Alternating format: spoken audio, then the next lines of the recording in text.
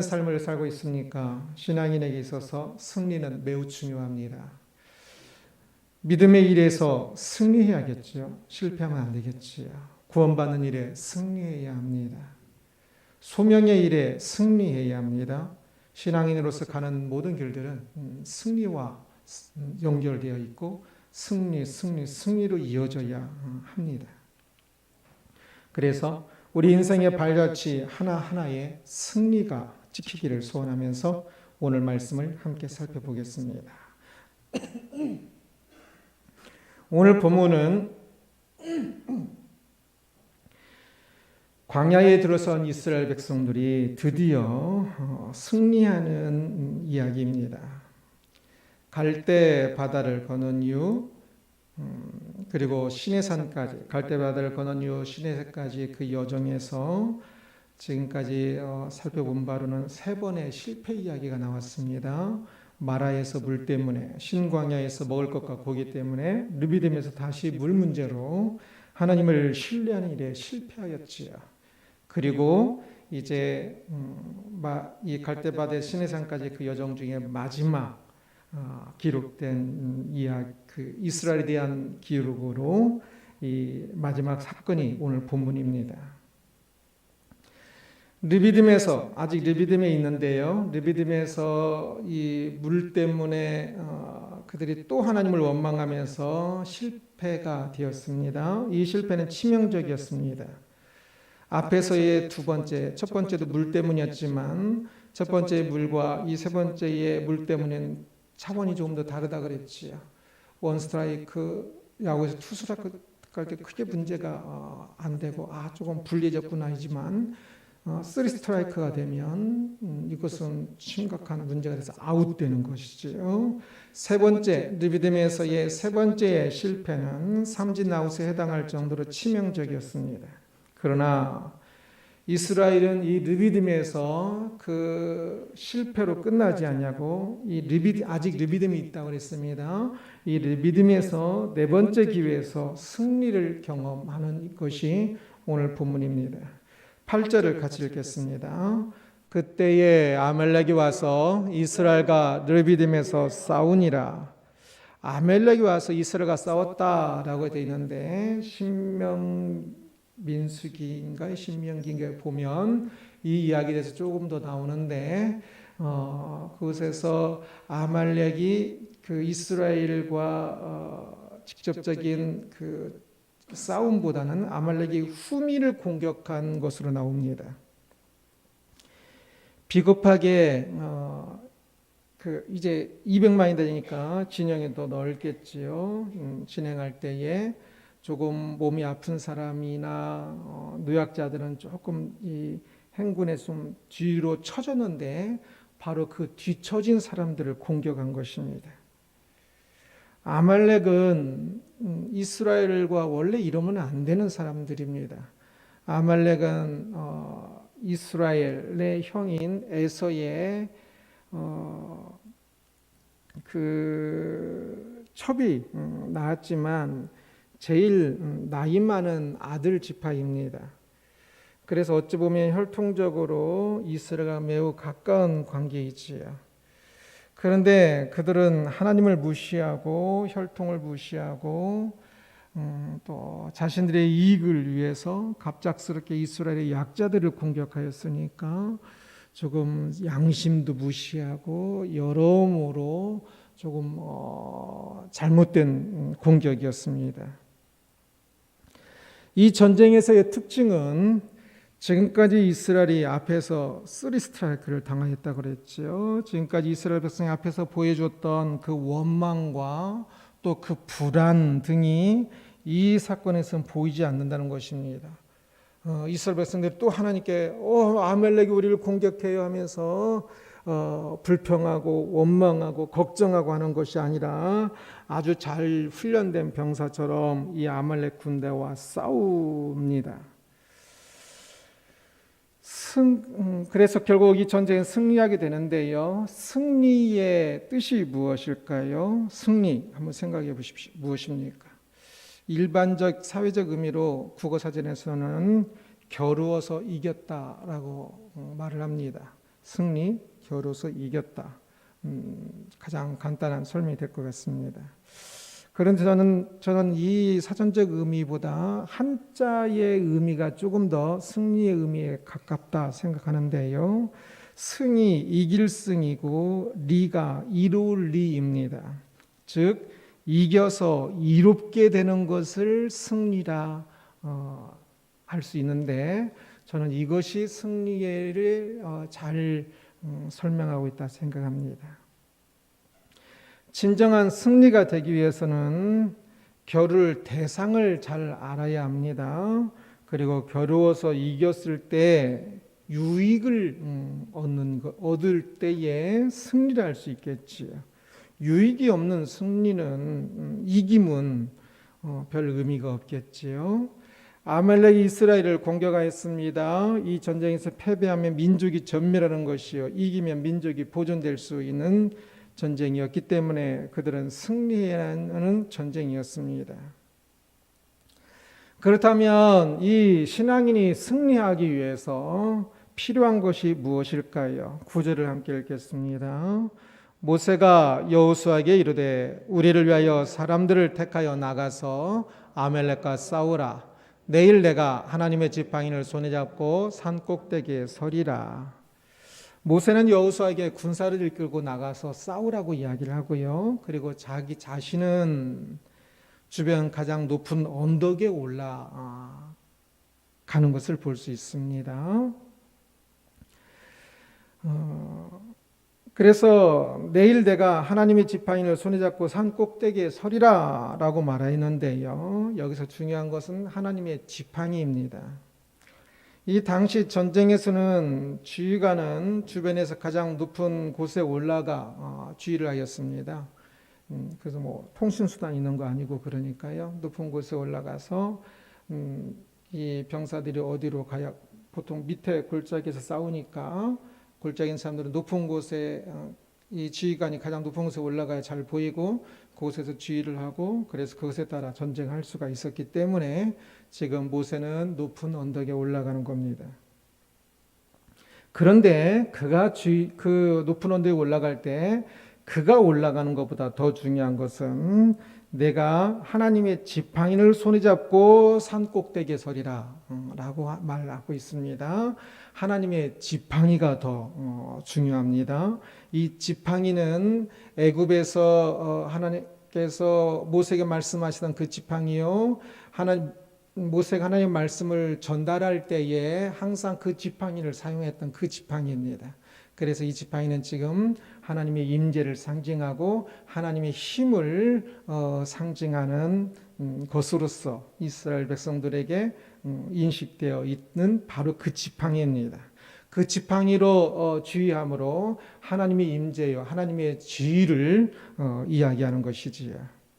11, 12절 같이 읽겠습니다. 모세가 손을 들면 이스라엘이 이기고 손을 내리면 아말렉이 이기더니 모세의 팔이 피곤함에 그들이 돌을 가져다가 모세 아래에 놓아 그가 그 위에 앉게 하고 아론과 우리 한 사람은 이쪽에서 한 사람은 저쪽에서 모세의 손을 붙들어 올렸더니 그 손이 해가 지도록 내려오지 아니한지라. 전쟁이 진행되면서 이상한 일이 일어났습니다. 모세가 손을 들고 있으면 이스라엘이 이기고 손을 내리면 아말렉이 또 이기는 현상이었습니다. 싸움의 승패가 이 언덕 아래에서 싸우고 있는 병사들의 힘이 아니라 언덕 위에서 들고 있는 이 모세가 들고 있는 하나님의 지팡이, 이 지팡이에서 싸움의 승패가 판가름 나는 것을 보았습니다. 모세가 손을 어떻게 들고 있었을까요? 11절에서 모세의 손이라고 하는 것은 히브리어로는 단수로 되어 있고요, 12절에서는 복수형으로 되어 있습니다. 그래서 이 둘을 일치시키기 위해서 영어 번역본 같은 데서는 많이 11절을 그냥 복수로 번역을 하는데요. 그런데 저는 이 단수와 복수가 그때의 상황을 잘 묘사하고 있다라고 생각합니다. 지금 손을 든다라고 이야기할 때 여기서 중요한 것은 모세의 손이 아니라 모세가 잡고 있는 지팡이, 하나님의 지팡이가 중요합니다.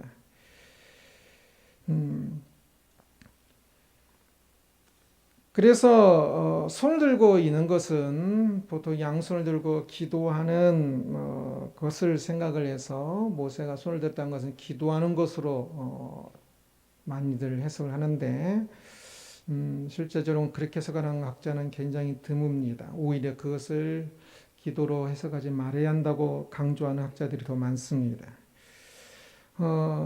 그래서 이 지팡이를 들었다는 것은 기도보다는 아래의 병사들이 하나님의 지팡이를 잘 보도록 하기 위함입니다.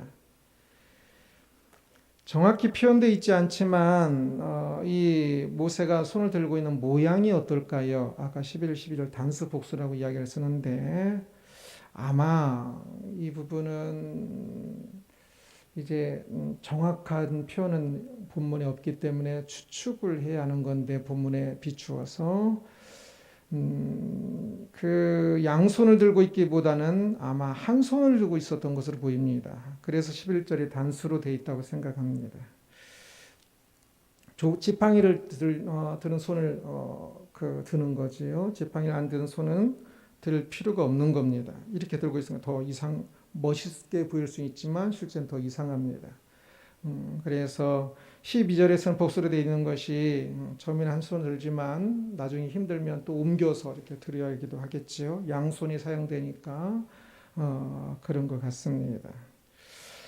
그래서 그러나 이 전쟁이 진행되는 동안 이렇게 바꾸어도 두 손을 몇 시간 동안 계속 들고 있는 것은 굉장히 힘든 일입니다. 그래서 오른손을 들고 있을 때는 오른쪽에서 한 사람이 같이 받쳐주고 왼손을 들 때는 또 왼쪽에서 받쳐주면서 그렇게 해도 아마 힘들었을 것입니다. 그러나 이 지팡이가 손에 들어서 이 밑에 있는 병사들이 전쟁하는 동안 끝까지 계속 그 지팡이를 볼 수 있도록 하고 있는 것을 볼 수 있습니다. 이스라엘 백성이 하나님의 힘을 의지하여서 승리하였습니다. 13절을 같이 읽겠습니다. 여호수아가 칼날로 아말렉과 그 백성을 쳐서 무찌르니라. 표현은 칼날로 그 백성을 쳐서 무찔렀다라고 이야기를 하고 있습니다. 그러나 지금 이스라엘 백성들은 전쟁을 한 그 군사들은 모세의 지팡이를 보면서 전쟁을 하였고 그래서 자신들이 칼날로 상대 군사와 싸워 이겼지만 칼날보다 모세가 들고 있는 하나님의 지팡이가 더 중요함을 그들은 인식하였을 것입니다. 그래서 하나님의 힘으로 이겼다. 칼날로 이겼지만 이보다 더 중요한 것은 하나님의 힘으로 이겼음을 지금 싸운 군사들은 그리고 그것을 지켜본 사람들은 다 알고 있을 것입니다. 싸움에서 승리한 후 그래서 모세는 제단을 만들었습니다. 15절 같이 읽겠습니다.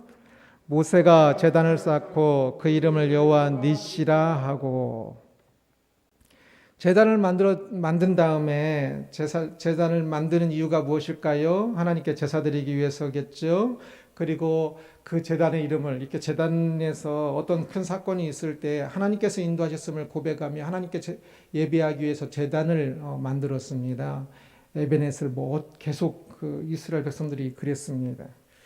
그리고 이제 그 제단에 그 하나님의 인도하심에 대한 어떤 그 이름을 붙이는데요. 여기서는 여호와 니시라고 붙였습니다. 제단을 만들었다는 것은 하나님께 제사하면서 하나님께 감사하다는 뜻이지요. 하나님께서 이 전쟁을 승리하게 했다는 뜻입니다. 그러면서 여호와 니시라고 붙이는데 여호와 니시는 뜻은 여호와는 나의 깃대다라고 할 수 있습니다. 보통 깃발로도 번역을 많이 써 있는데 깃대가 조금 더 좋을 것 같습니다. 그래서 지팡이에 펄럭이는 어떤 거 붙인 거 아니니까 지팡이에 히브리 단어는 천이 조금 붙어 있는 것도 이 단어를 쓰고 천이 안 붙어 있고 돌이나 막대 같은 그것도 이 들어 높이 올린 그것을 표현할 때 쓰는 단어입니다. 그래서 모세의 지팡이는 우리가 흔히 생각하는 펄럭이는 그 기가 안 붙어 있으니까 여기서는 여호와는 나의 깃대이다라고 하는 게 나을 것 같습니다.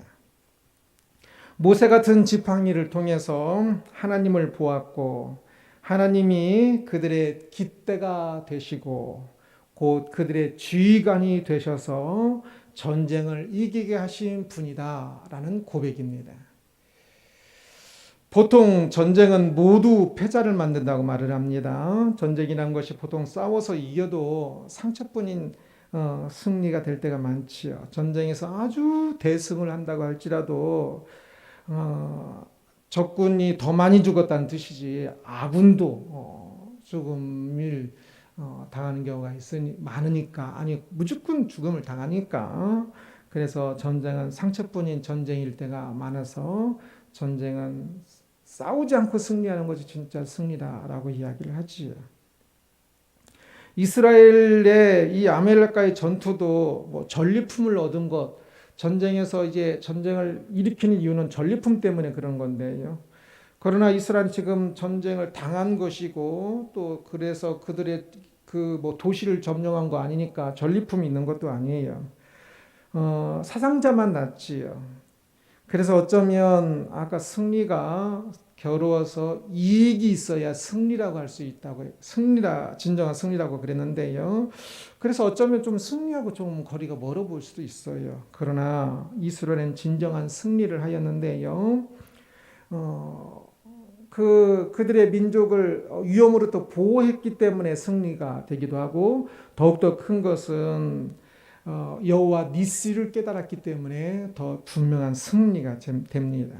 그래서 승리한 후 이것이 우리가 칼싸움을 잘한 것이 아니라 하나님께서 우리와 함께 하시고 우리를 인도하셨음을 참 체험적으로 깨닫고 그래서 그곳에 제단을 쌓고 그곳에 여호와 니시라고 고백하면서 여호와 니시가 그 제단의 이름이 아니라 그들의 가슴에 심겨졌기 때문에 그들은 분명히 확실하게 승리했다라고 말할 수 있습니다. 단순히 싸움에서 이긴 것이 아니라 이겨서 이로움을 얻어야 승리라고 표현한다고 하는 것처럼 그래서 이들은 진정한 승리자가 된 것입니다.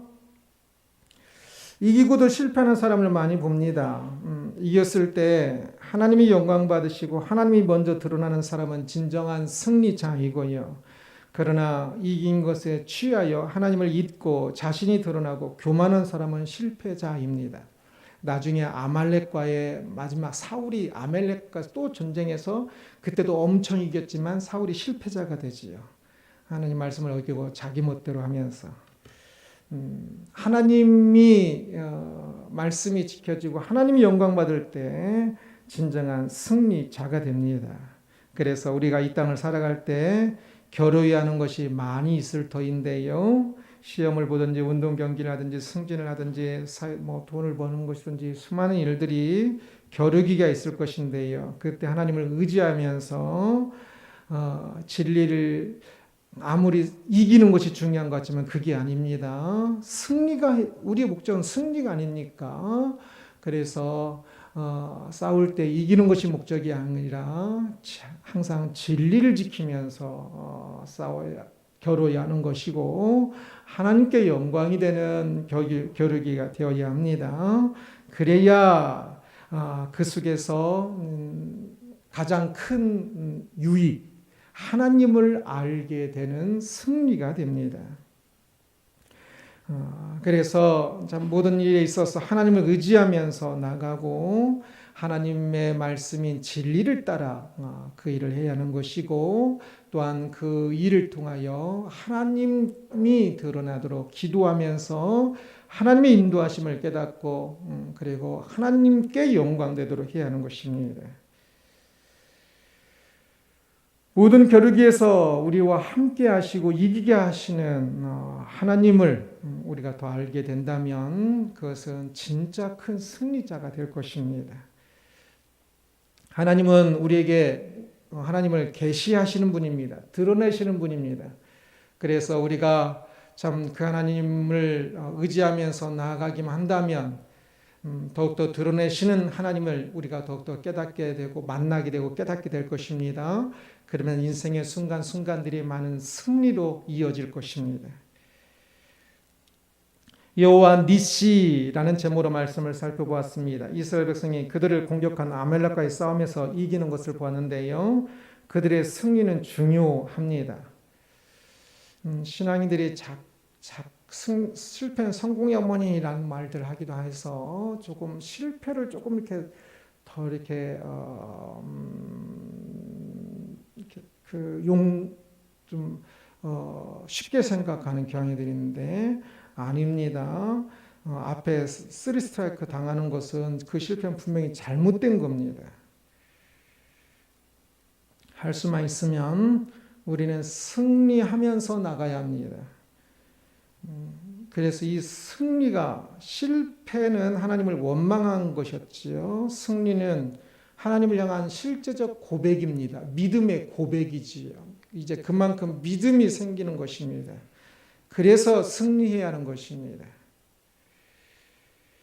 그래서 우리 모두가 인생에 앞으로 가면서 더욱더 여호와 니시를 경험하기를 소원합니다. 어제 혜니가 결혼식을 하셨습니다. 그런데 며칠 전부터 날씨가 수상했습니다. 그래서 일주일 전부터 이렇게 날씨를 보면서 제가 결혼식 하는데 날씨를 보긴 처음이었습니다. 혜니가 야외 결혼식이어서 그랬습니다.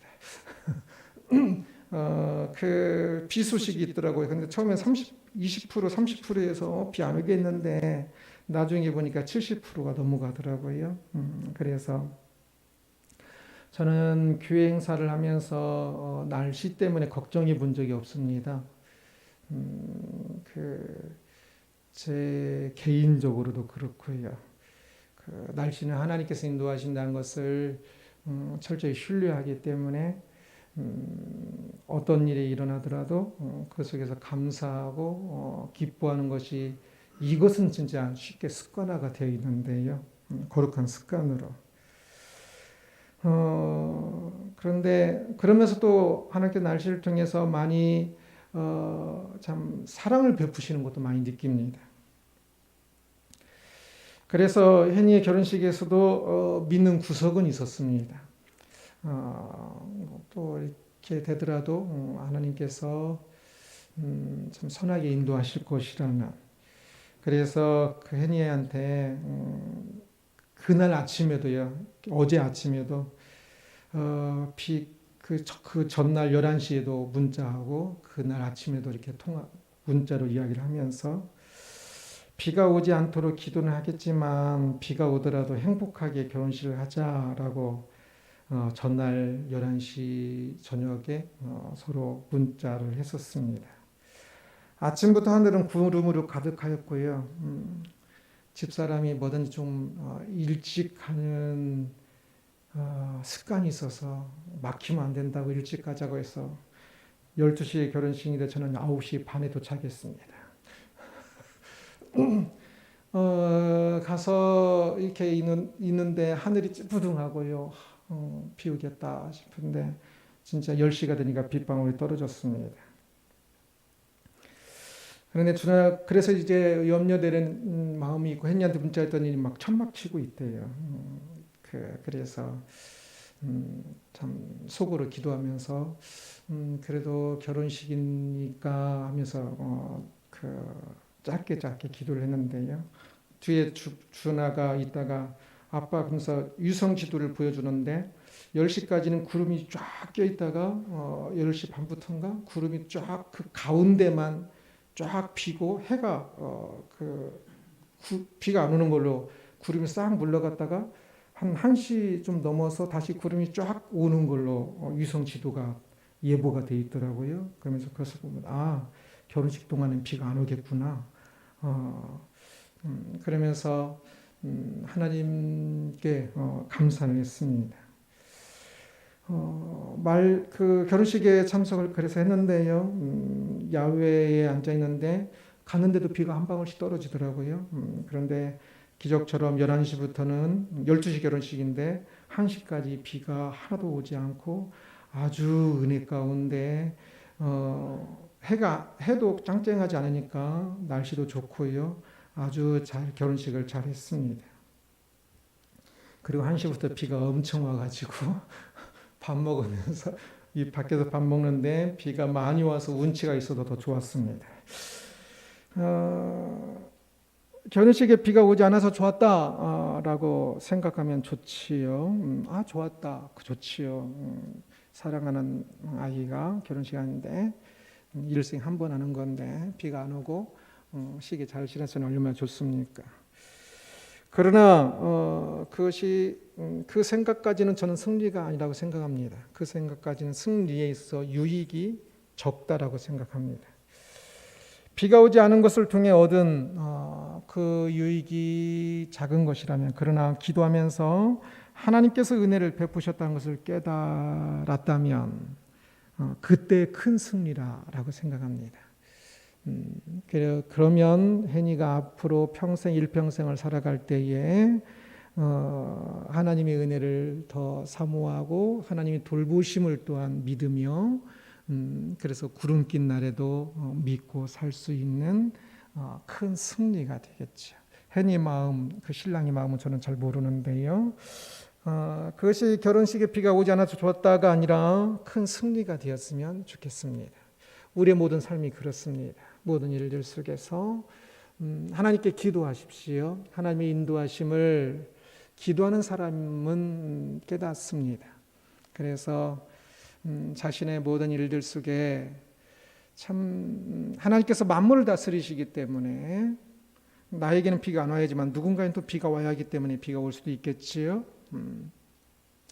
그래서 만물 다스리시기 때문에 참 여러 상황들이 있을 수 있지만 그러나 하나님께서 또한 우리 한 사람 한 사람을 사랑하십니다.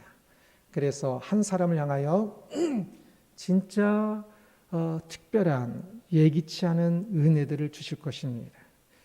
출애굽할 때 10가지 재앙도 어찌 보면 또 다 우연처럼 생각할 수 있는 재앙들이었습니다. 그러나 그 재앙은 우연이 아니라 하나님께서 이스라엘을 출애굽시키기 위한 은혜였습니다. 갈대 바다를 건넌 것조차도 그렇습니다. 모든 일들이 그러합니다. 그 속에서 우리는 앞에서 이스라엘 백성은 이 광야의 앞에서 세 번째 3스트라이크를 당한 것처럼 실패가 아니라 기도하면서 하나님의 인도하심이 무엇인지를 보면서 기도하면서 나가서 이 여호와 니시를 경험해야 합니다. 경험할 수 있고 수많은 경험들로 채워질 것입니다. 그때에 하나님을 딱 만나는 포인트들을 하나님께서 인도하셨음을, 다른 사람들은 에이 우연이야, 다른 사람들은 그냥 그래라고 하지만 자신은 자기가 기도하고 하나님께서 또한 주신 마음들을 알기 때문에 그때에 하나님 마음과 자신의 마음이 만나는 딱 포인트를, 접점을 만나게 됩니다. 그러면 그때에 다른 무엇보다 하나님을 경험하고 하나님을 깨닫게 되면서 진정한 승리가 됩니다. 인생에서 승리하십시오. 하나님께서 우리와 함께 하십니다. 그 백성이 살아갈 때 하나님의 영광을 위하여 살아가며 그 뜻을 이루기를 소원하며 살아갈 때 하나님께서 함께 하십니다. 승리하게 하십니다. 그러기에 승리해야 합니다. 무엇보다 하나님을 더 많이 깊이 경험하고 알게 되는 승리가 있기를 주님의 이름으로 축원합니다. 기도하겠습니다.